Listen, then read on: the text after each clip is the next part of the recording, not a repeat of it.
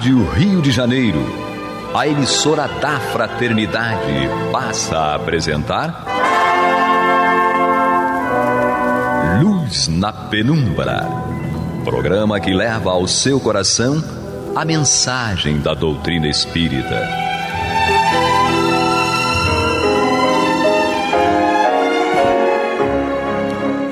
Para o estudo do livro A Gênese, da obra codificada por Allan Kardec.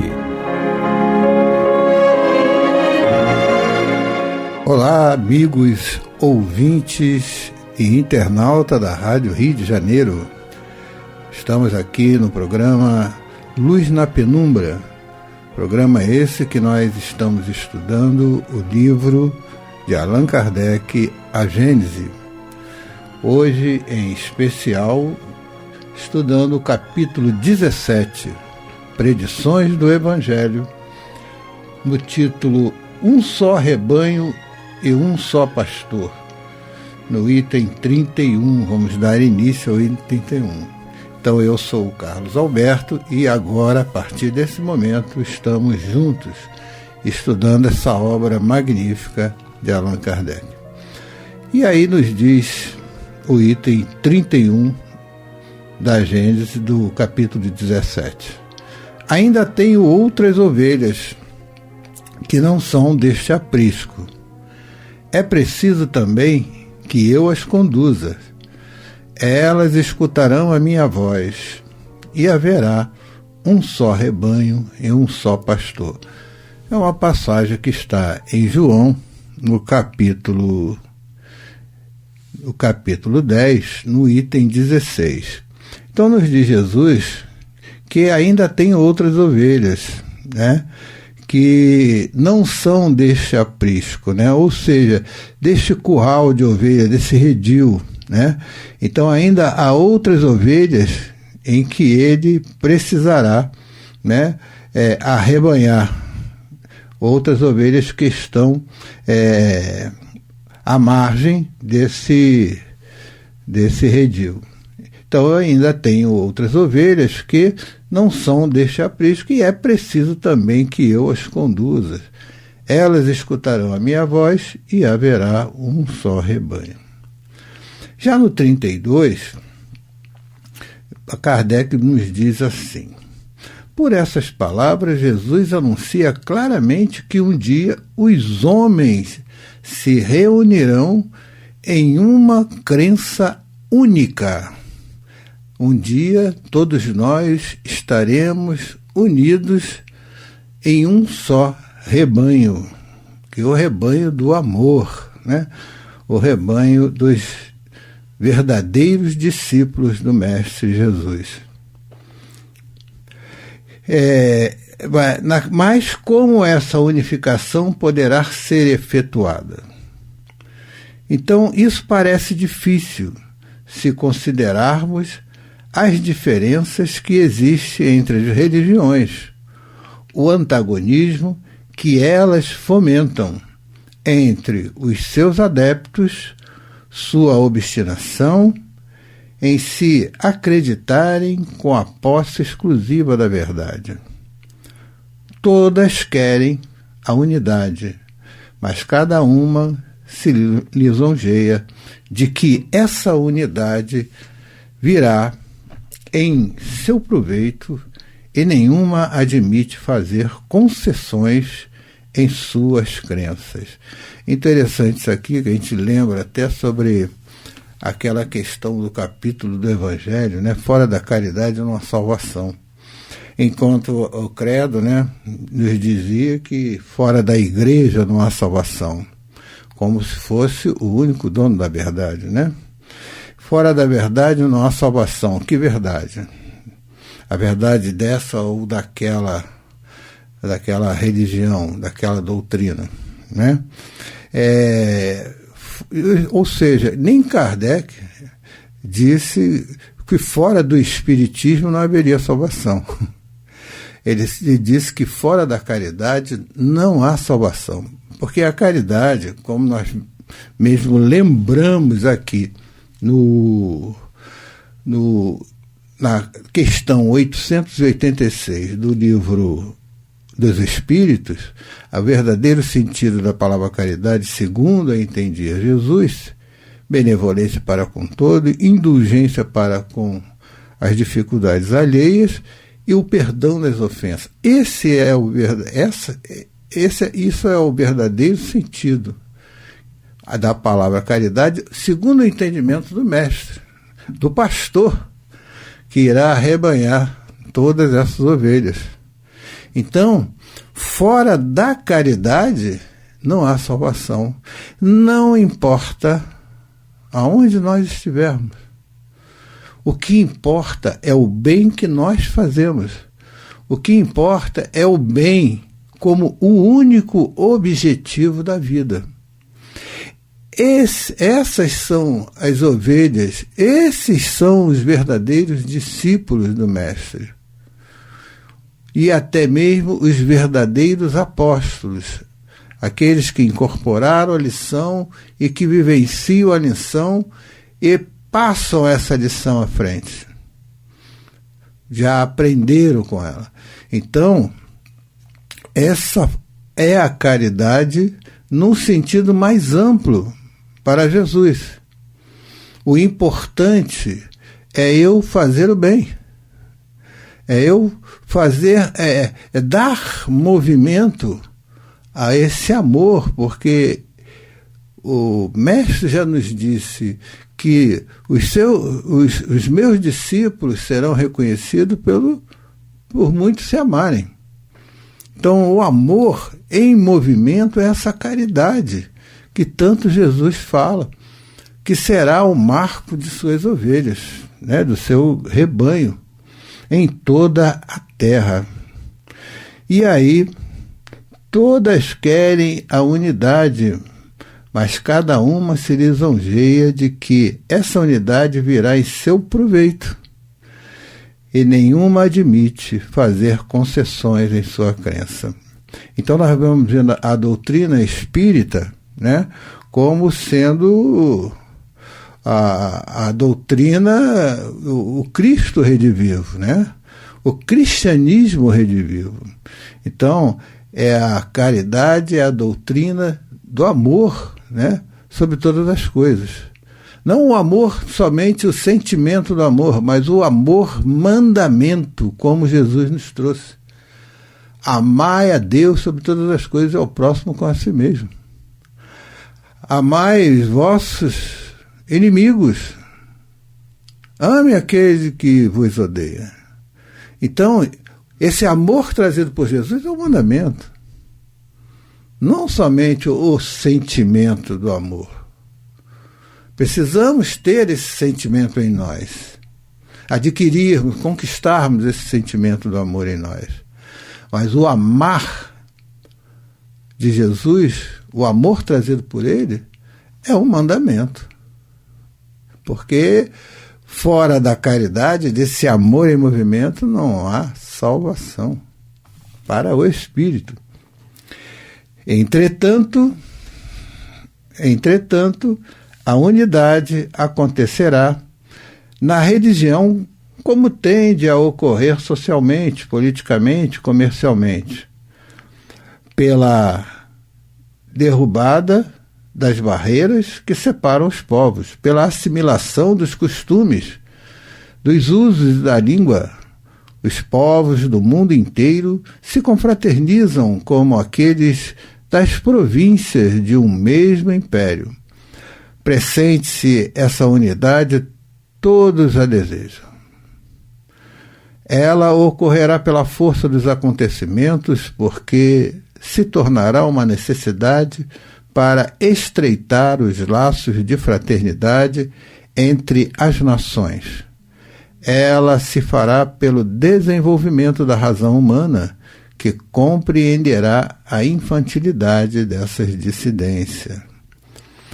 Pelo progresso das ciências que demonstram a cada dia os erros materiais em que se baseiam tais dissidências, destacando pouco a pouco das suas fiadas as pedras estragadas. Se a ciência destrói nas religiões o que é obra do homem e fruto da sua ignorância das leis da natureza, ela não pode destruir, malgrado a opinião de alguns, o que é a obra de Deus e de eterna verdade. Afastando os acessórios, ela prepara o caminho para a unidade. Então nós vamos vendo esse sentido de Jesus preparando através do seu evangelho, preparando um caminho único, né? Um caminho para a unidade, a unificação dos povos. Graças a Deus nós estamos aqui, amigos ouvintes, internautas, nós estamos estudando, né, o livro A Gênese, no capítulo 17, Predições do Evangelho, no programa Luz na Penumbra. Dando continuidade agora ao item 32, onde nós estamos analisando um só rebanho e um só pastor. Então, continuando a nossa leitura, para chegar à unidade, as religiões deverão se encontrar sob um campo neutro, porém comum a todas. Para isso, todas terão que fazer concessões e sacrifícios mais ou menos importantes, de acordo com a multiplicidade de seus dogmas particulares. Mas em virtude do princípio da imutabilidade de todas elas, que todas elas, melhor dizendo, professam a iniciativa das concessões, não poderiam partir do campo oficial. Ao invés de tomar seu ponto de partida do alto, elas o tomarão por baixo, pela iniciativa individual. Então, de algum modo, melhor dizendo, de algum tempo, vem ocorrendo um movimento de descentralização que tende a adquirir uma força irresistível. O princípio da imutabilidade que as religiões consideram até aqui como uma égide conservadora torna-se-á um elemento destruidor, uma vez que os cultos se imobilizam enquanto que a sociedade caminha para frente. Eles serão ultrapassados e depois absorvidos pela corrente de ideias do progresso. E aqui, queridos ouvintes, internautas, analisando sobre esse sentido, sobre essa questão de chegar à unidade, as religiões elas deverão se encontrar em um campo neutro. E a gente lembra aqui, né, a frase, né, que diz que o Espiritismo é o futuro das religiões. Mas que futuro é esse? É o futuro, os seus conceitos, né? Os conceitos espíritas, né? Os seus princípios fundamentais em que as crenças, né, nesses princípios fundamentais serão universais, serão para todas as religiões.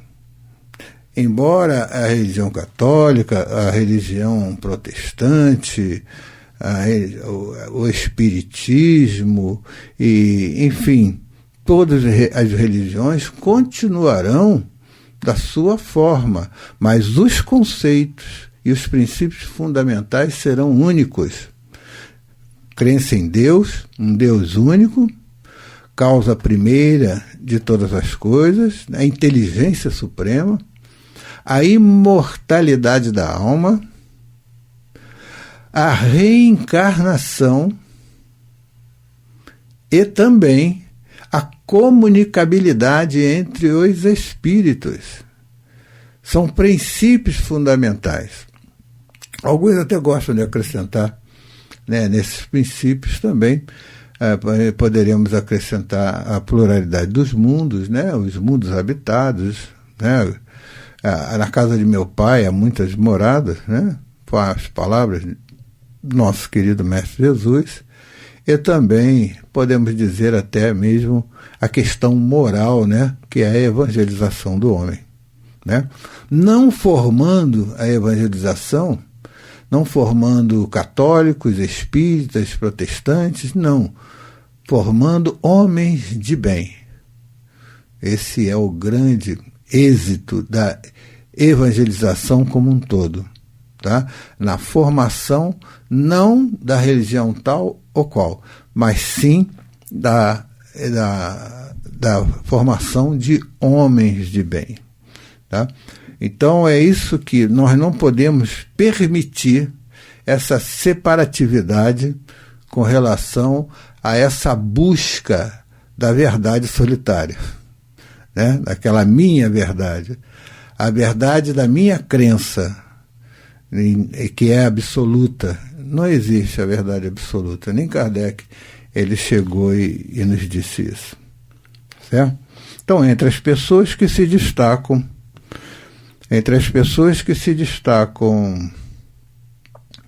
em tudo ou em parte dos troncos principais e cujo número cresce continuamente, se algumas não querem nada, a imensa maioria, que de modo algum se contenta com o nada, quer alguma coisa. Essa alguma coisa ainda não está definida em seu pensamento, mas elas a pressentem. Elas tendem para o mesmo objetivo por caminhos diferentes, e é por elas que começará o movimento da concentração em direção à unidade. Então, enquanto muitos ainda se colocam, concentrando-se no nada, no materialismo, né? No ateísmo, né?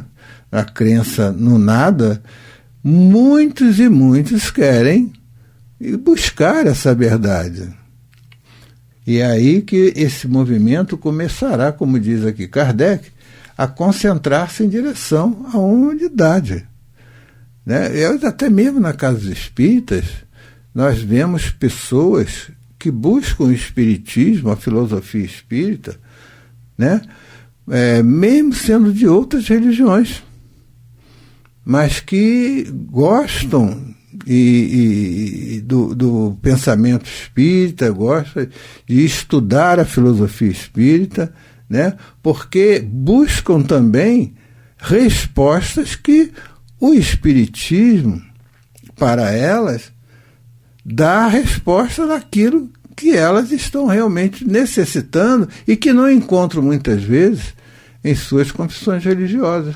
Mas não que vão largar a sua confissão religiosa, a questão não é nem essa, mas é aquilo que nós falamos anteriormente, o conhecimento, né, dos conceitos espíritas, né?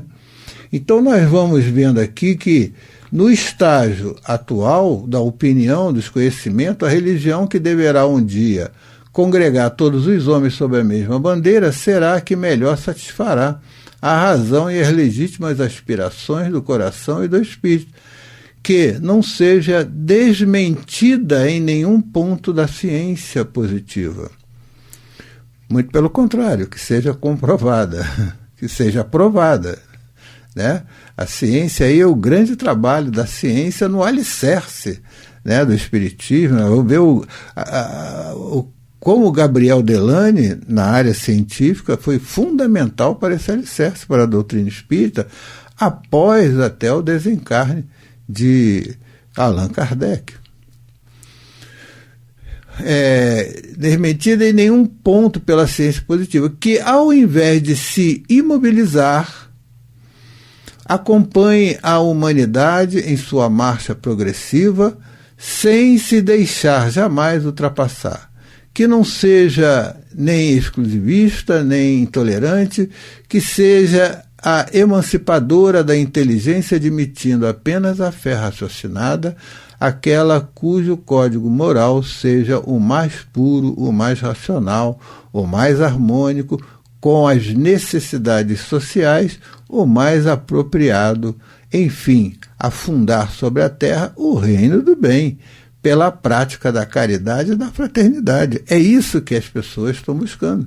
É essas respostas que calam alto no nosso espírito. Entre as religiões existentes, aquelas que mais se aproximam dessas condições normais terão menos concessões a fazer. Se uma delas a satisfizesse completamente, ela se tornaria naturalmente a base de da união futura. Esta união se fará em torno daquela que deixar menos a desejar quanto à razão, não por uma decisão oficial, porquanto não se submete à consciência dos regulamentos, mas pelas adesões individuais e voluntárias. Cada um não poderá mais, né? Não é certo que cada um tenha o seu Deus, né? Vamos dizer assim, o meu Deus, o meu Senhor. Não, o Deus é único, é o Deus de todos nós. O que sustenta o antagonismo entre as religiões é a ideia de que cada um tem o seu Deus particular e a pretensão de que ele é o único e verdadeiro e o mais poderoso em luta constante com os deuses sobre os cultos e ocupado que lhes combater a influência. Quando elas se convencerem de que só existe um Deus no universo e que definitivamente ele é o mesmo que elas adoram sob o nome de Jeová, Alá ou Deus, quando estiverem de acordo sobre seus atributos essenciais, elas compreenderão que o ser único só pode ter uma única vontade. Elas se estenderão suas mãos umas às outras como os servidores de um mesmo mestre e os filhos de um mesmo pai, e terão dado um grande passo para a unidade. Está aí os princípios fundamentais, né, do Espiritismo. Deus, né, inteligência suprema, devemos amar sobre todas as coisas, de todo ser, de todo espírito. E aqui nós finalizamos mais um programa, Luz na Penumbra, agradecendo a todos os ouvintes, a todos os internautas que participam conosco do estudo da obra de Allan Kardec, o livro A Gênese, e hoje estudando o capítulo 17, Predições do Evangelho, terminando o item 32. No próximo programa, começaremos então o Advento de Elias. Que Deus abençoe a todos, muita paz. Você está ouvindo o programa Luz na Penumbra.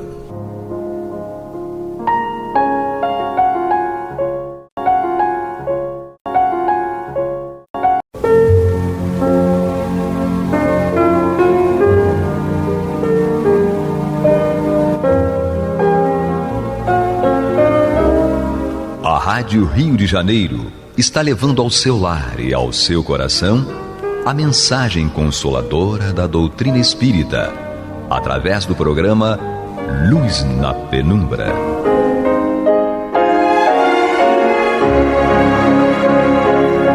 E agora com vocês, Nádia do Couto Vale, para comentar o céu e inferno ou a justiça divina segundo o Espiritismo, da obra codificada por Allan Kardec.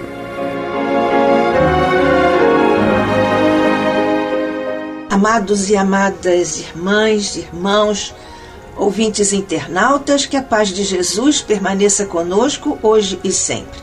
Continuamos o estudo desta obra, estamos no capítulo 5º da segunda parte, no qual o nosso querido codificador Allan Kardec nos traz para nosso estudo e convencimento do valor da vida e de suas consequências quando ela é retirada por nós mesmos. Ele trata da questão dos atos suicidas. E nós estamos estudando este capítulo, iniciando agora uma questão muito particular sobre a guerra.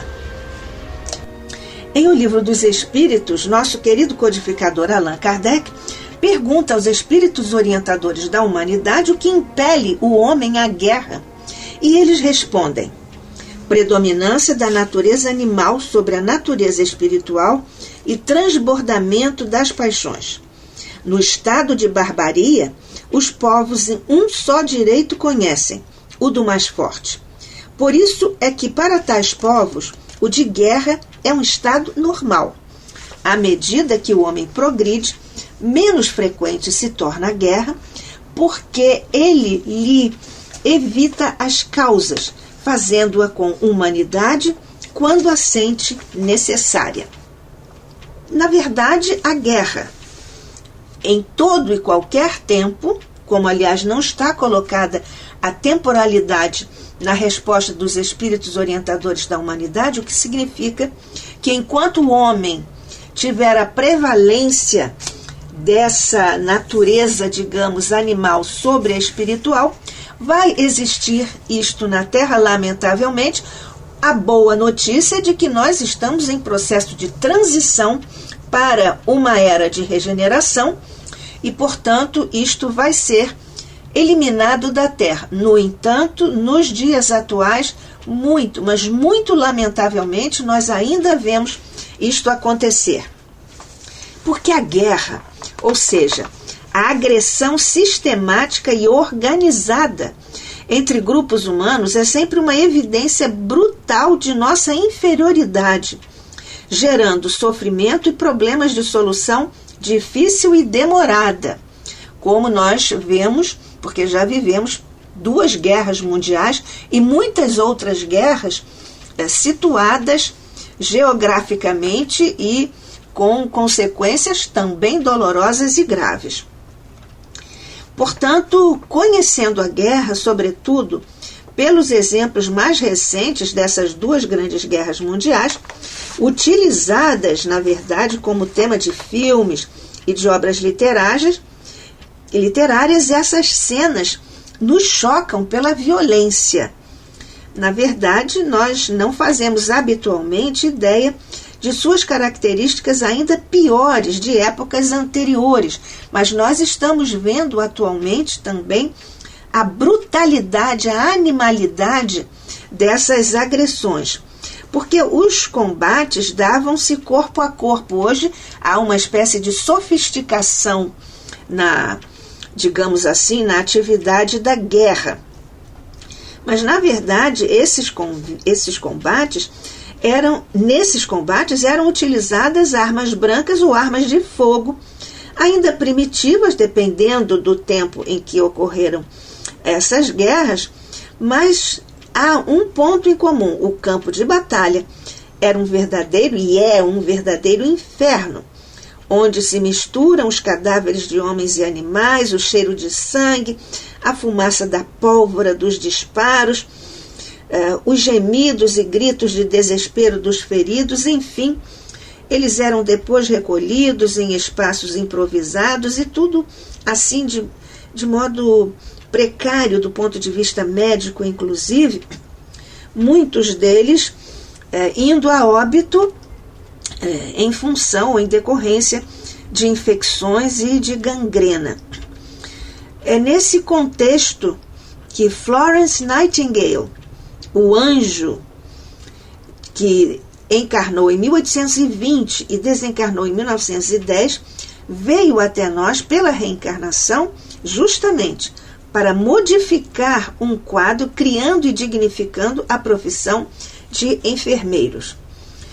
Na verdade, a convocação para a guerra no século XIX significava alguma coisa terrível para um jovem, justamente pela probabilidade elevada de não retornar ou voltar aleijado, quando passaria a depender de terceiros para se manter, pois não existiam, então, sistemas previdenciários.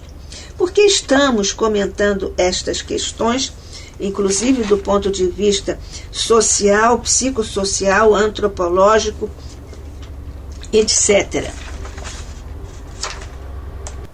É nesse contexto que nós hoje iniciamos o estudo de mais uma trajetória, mais um caso de espírito suicida que nos traz Allan Kardec neste capítulo 5º da segunda parte de O Céu e o Inferno, ou a Justiça Divina segundo o Espiritismo.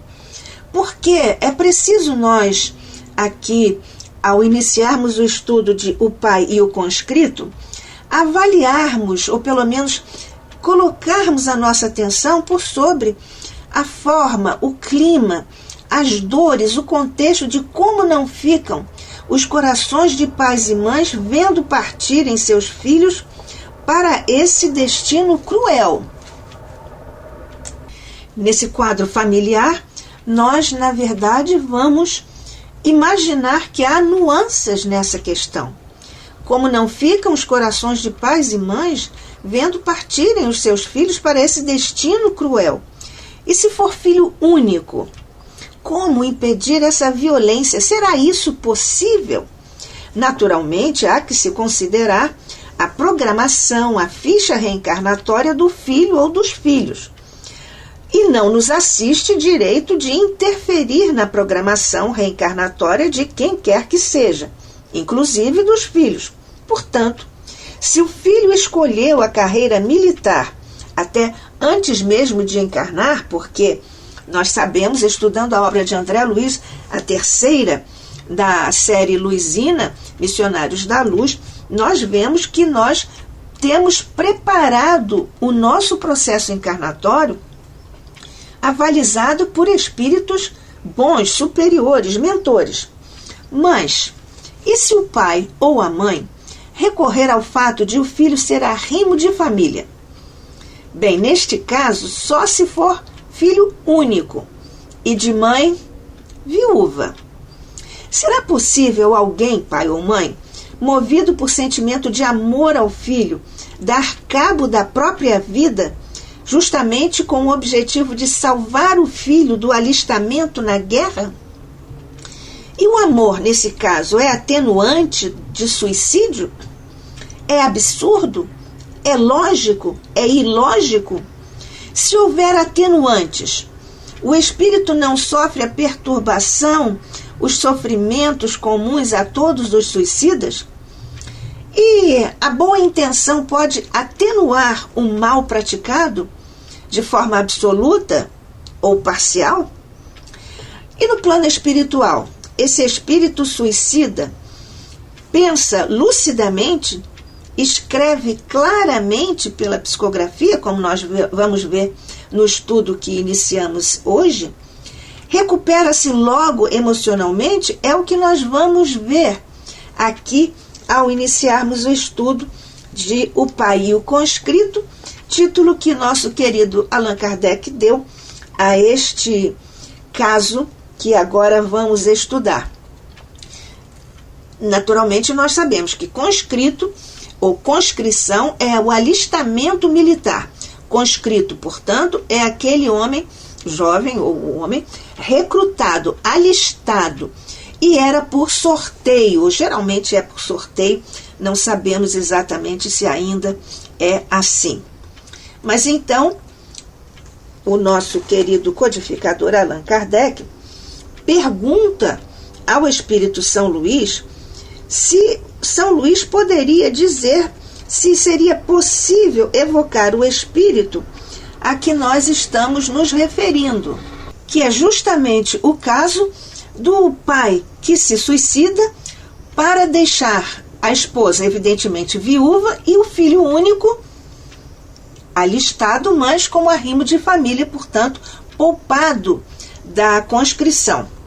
Então, é permitido, e São Luís responde que é possível evocar o espírito desse pai suicida, e ele ganhará com isso porque ficará mais aliviado. Então, essa é a orientação de São Luís, e nós vemos aqui as circunstâncias e as decorrências desse tipo de suicídio, porque tem várias repercussões. É o caso, então, tal como Kardec nos apresenta aqui em O Céu e o Inferno, a Justiça Divina segundo o Espiritismo. Diz-nos Allan Kardec: no começo da Guerra da Itália, em 1859, um negociante de Paris, pai de família, gozando de estima geral por parte dos seus vizinhos, tinha um filho que fora sorteado para o serviço militar. Impossibilitado de o eximir de tal serviço, ocorreu-lhe a ideia de suicidar-se a fim de o isentar do mesmo, como filho único de mulher viúva. Um ano mais tarde, foi evocado na Sociedade de Paris a pedido de pessoa que o conhecera, desejosa de certificar-se de sua sorte no mundo espiritual. Nessa ocasião é que Kardec pede a São Luís a informação e é autorizado a evocar o espírito desse pai suicida. E nós aqui vamos continuar agora a comentar juntos as repercussões psicológicas, o sentimento de que é indigno, será? De que há implicações motoras. Na verdade, há uma série de questões aqui que nós vamos agora desenvolver juntos, eu, Nádia do Couto Vale, e você, amigo, amiga, ouvinte, internauta, aqui na Rádio Rio de Janeiro, a emissora da Fraternidade, no programa Luz na Penumbra. Então, segue Kardec, neste caso, fazendo observações e, como sempre, desenvolvendo o diálogo à mesa mediúnica. Kardec ainda explica o seguinte em uma de suas preciosas notas, como sempre, revelando o seu rigor e honestidade científica e ele então e metodológico. Então ele escreve aqui uma nota também em letra menor. Diz-nos ele: o espírito escreve com grande dificuldade. Os caracteres são irregulares e mal formados. Depois da palavra mas, ele para e, procurando em vão escrever, apenas consegue fazer alguns traços indecifráveis e pontos. É evidente que foi a palavra Deus que ele não conseguiu escrever, porque a pergunta foi: obrigado, sofro muito, mas é justo. Contudo, ele me perdoará.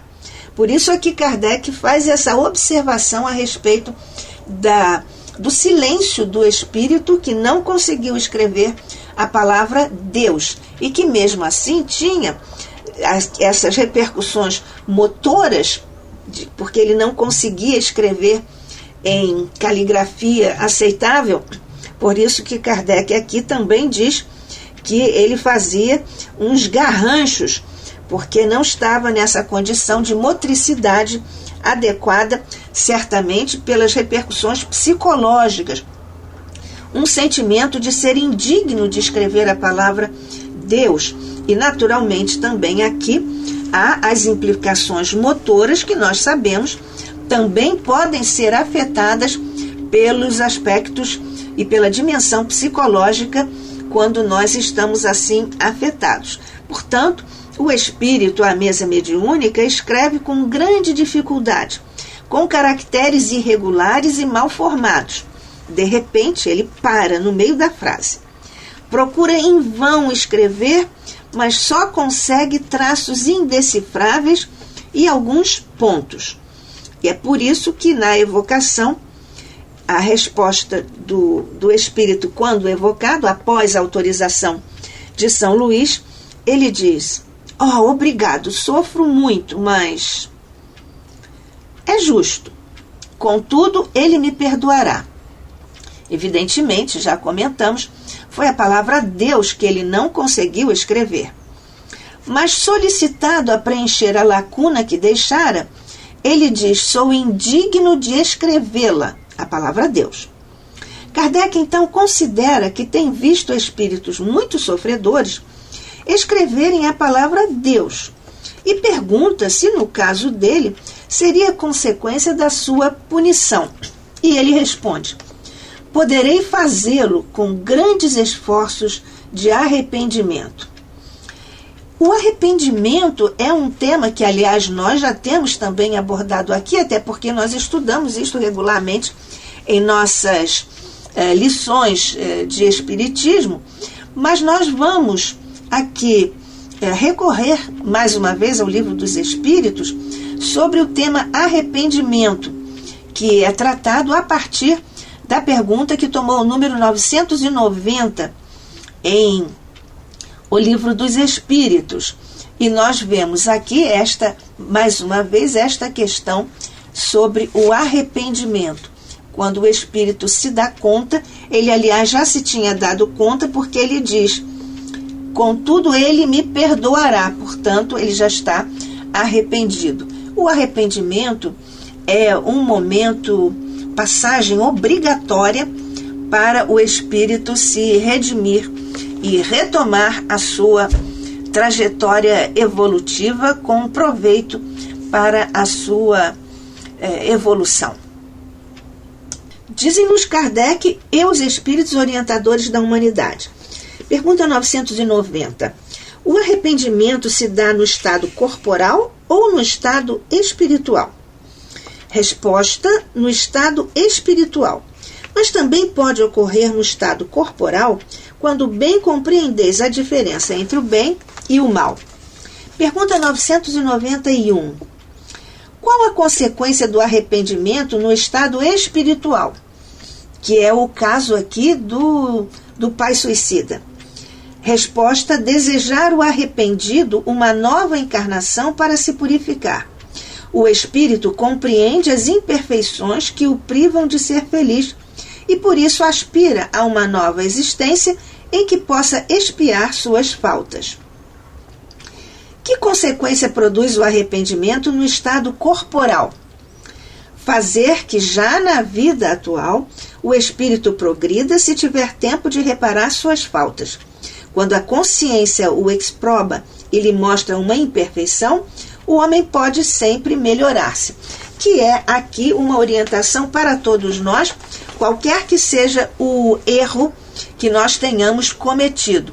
Lembrando que todo erro é um aviltamento à lei de Deus. O tema arrependimento é delicado, ele se inscreve na profundidade do psiquismo humano, quer o espírito esteja encarnado ou desencarnado.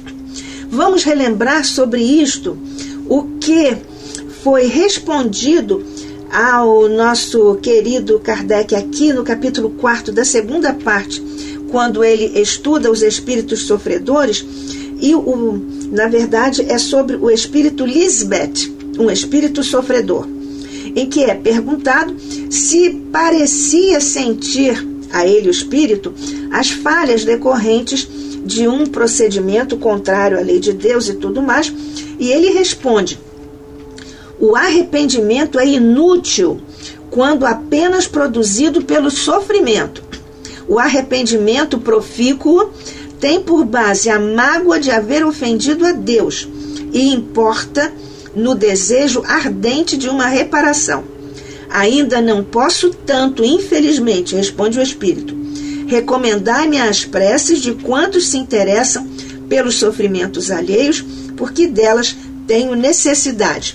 É o caso aqui também do pai suicida, porque ele diz que Deus perdoará e que ele então se sente indigno de escrever a palavra a Deus, portanto ele está nesse processo de arrependimento profícuo, como está posto aqui na resposta do Espírito Lisbeth, no capítulo 4 desta obra, O Céu e o Inferno, ou a Justiça Divina segundo o Espiritismo, também na segunda parte.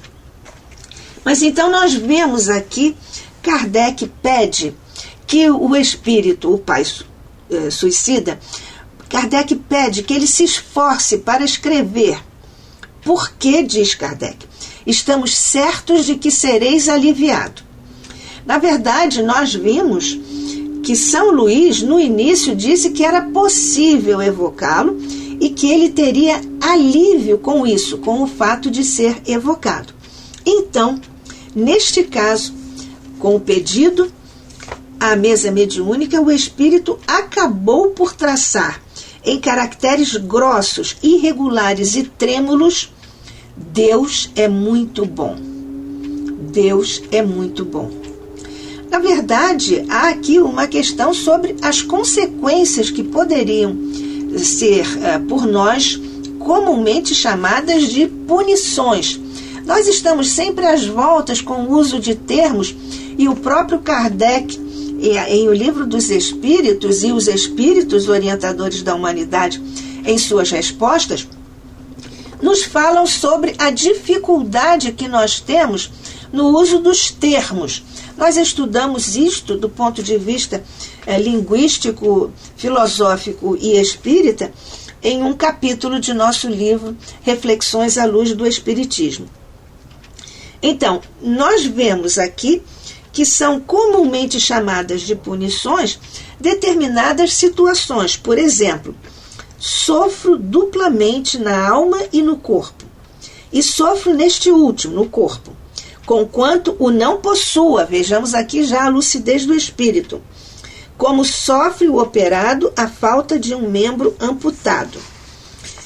Na verdade, essa é aqui já uma evidência de que o espírito está ciente da sua condição, está ciente da gravidade do que fez, e nós acabamos de ver isso com a sua relutância em escrever o nome de Deus. Mas está presente a indulgência de Deus, a indulgência da lei. Kardec lembra então ao espírito que se o motivo de ele se suicidar não provocara qualquer indulgência, mas ele próprio sabia que Deus haveria de perdoá-lo.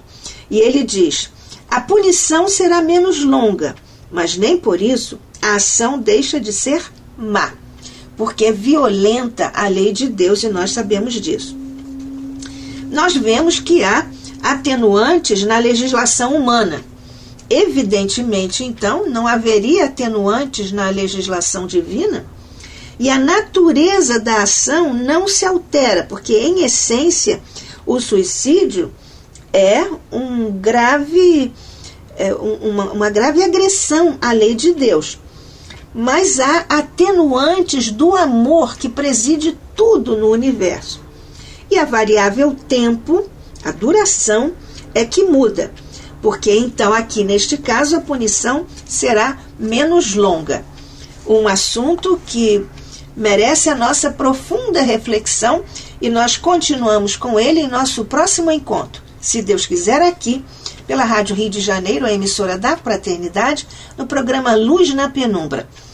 Que a paz de Jesus permaneça conosco hoje e sempre, e abençoe, ilumine e guarde os espíritos suicidas e também aqueles que têm ideação suicida. Assim seja.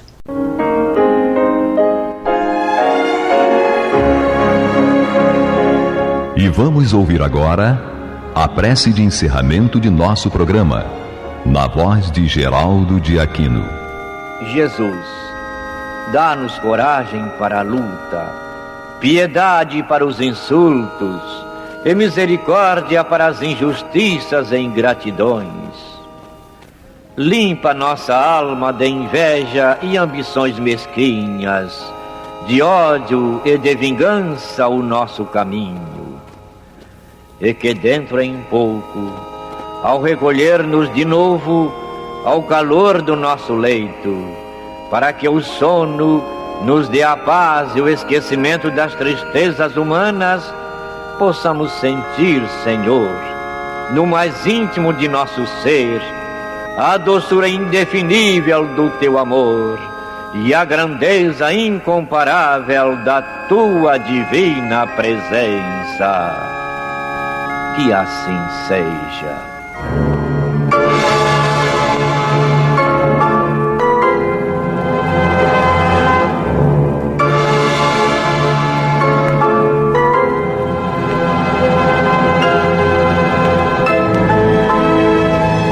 Acabamos de apresentar o programa Luz na Penumbra, que voltará a ser apresentado amanhã às 21 horas nesta emissora.